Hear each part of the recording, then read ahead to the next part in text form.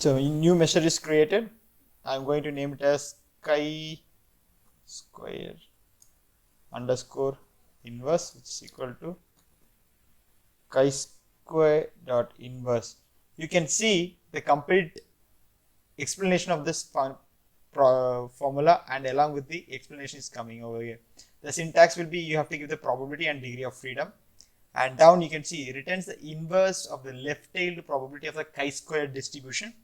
The chi-square distribution is commonly used to study the variation percentage of something across samples, such as fraction of the day people spend watching television. So this is giving a clear-cut explanation how this chi-square inversion function works. So probability, I am giving it as 0.90.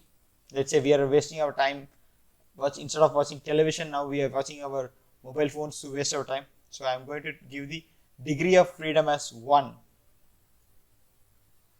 Closing the bracket and hit enter. You will get the chi-square inverse value distributed over here. Let's see what is our answer is.